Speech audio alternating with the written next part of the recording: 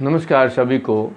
आज हम class 9th math worksheet 7 बहुपद जिसको पॉलिनोमियल्स कहते हैं उसके वर्क पर जो वर्कशीट आई है हमारे पास उस पर चर्चा करते हैं और उनके क्वेश्चनों को भी डिस्कस करेंगे, क्योंकि इसमें कहा गया है कि यदि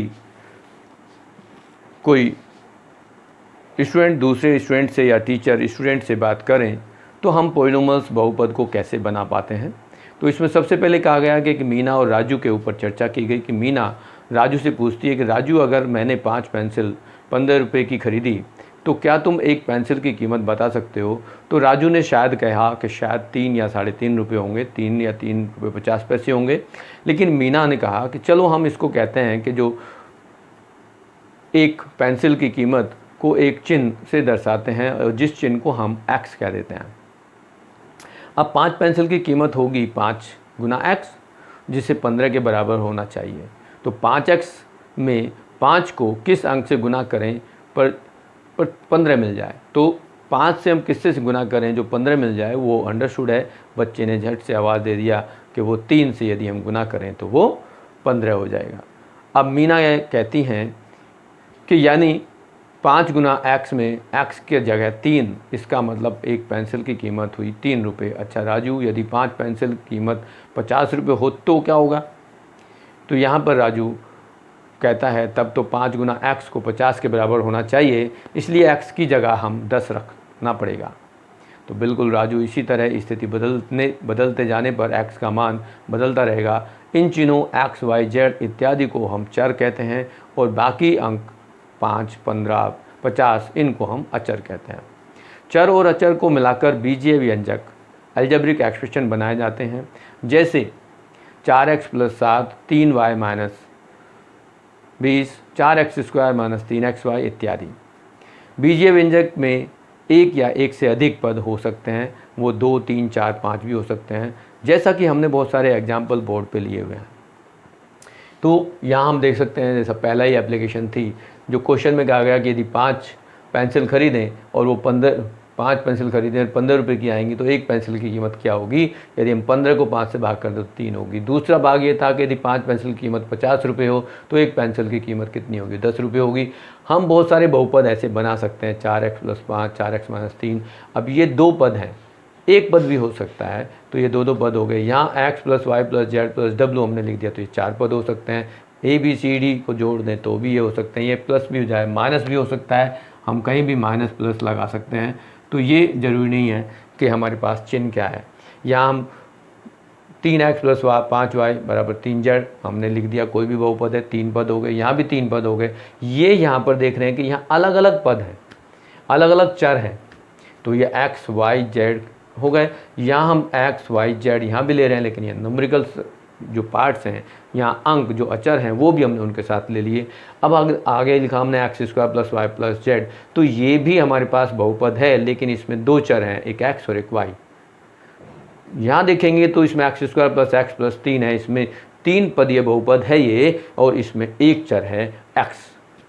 आगे अंकों के ऊपर बात आती है कि क्या अंक भी हमारे बहुपद होते हैं। तो जी हाँ, अंक भी हमारे बहुपद होते हैं, चाहे उसमें 0 हो, 2 हो, 3 हो, 4 हो, 5 हो, जो भी हैं वो हमारे बहुपद होते हैं। तो इस तरह से हमारे जो इस वर्कशीट में कुछ काम दिया गया उस पर हम बात करते हैं कि हमारे पास जो काम है उसको कैसे करेंगे। तो यहाँ हम सिंपल सी बात करते हैं कि जो कुछ क्वेश्चन दिए गए वो इस तरह से हैं कि ये भाग हमें दिए गए थे, तो इसमें कहा गया कि क्या हम इनको सर्कल बना दें। तो सर्कल बना सकते हैं। कैसे बनाएंगे कि इसमें ये ध्यान रखना है कि बहुपद की जो घात है, बहुपद की घात पूर्ण संख्या होनी चाहिए। मतलब पूर्ण संख्या से मतलब है कि वो 0 1 2 3 4 5 6 हो सकती हैं, जैसा कि पहले भी हम बात कर चुके हैं कि पूर्ण संख्या किसे कहते हैं, 0 1 2 3 4 इस तरह की संख्याओं को पूर्ण संख्या कहते हैं। यदि वो भिन्न में आ जाएं, भिन्न का मतलब है परिमेय संख्या के रूप में आ जाएं या माइनस में आ जाएं, तो इस तरह से किसी भी चर की घात यदि माइनस में या भिन्न में आती है तो वो बहुपद नहीं होंगे।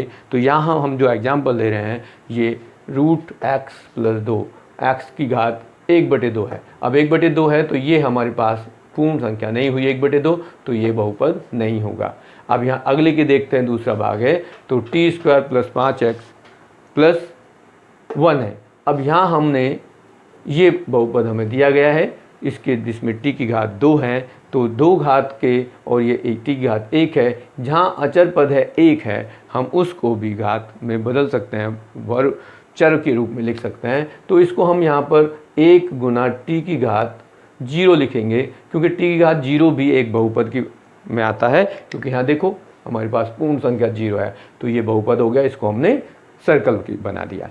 दूसरा, यहाँ x की घात 2 या x की घात 1 है।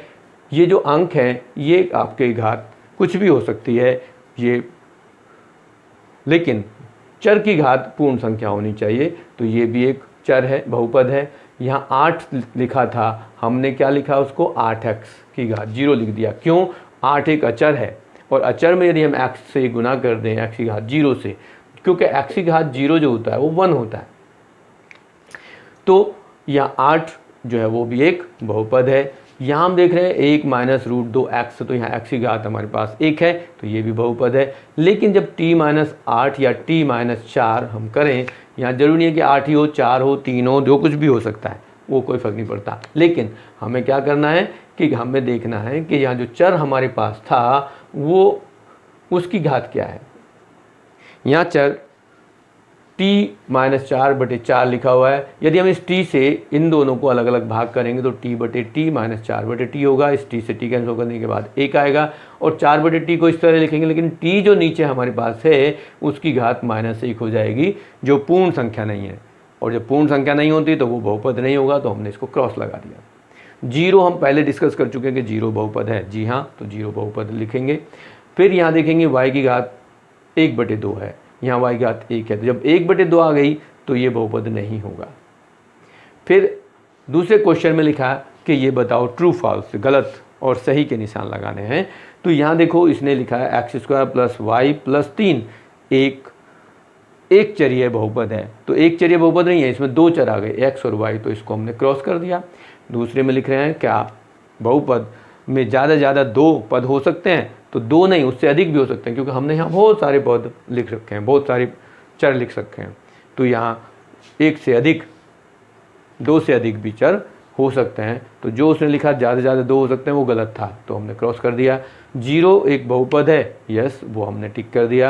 अब x + 1/x है, उसमें कहा कि क्या ये बहुपद है, तो ये बहुपद नहीं है। क्यों नहीं है? क्योंकि यहाँ जो x 1/x लिखा हुआ है उसको आप लिखेंगे x की घात -1, तो x + x की घात -1 जो ये पूर्ण संख्या नहीं आ रही घात, इसलिए ये बहुपद नहीं है। तो इस तरह से आपकी जो वर्कशीट है नंबर 7 ये हो जाती है।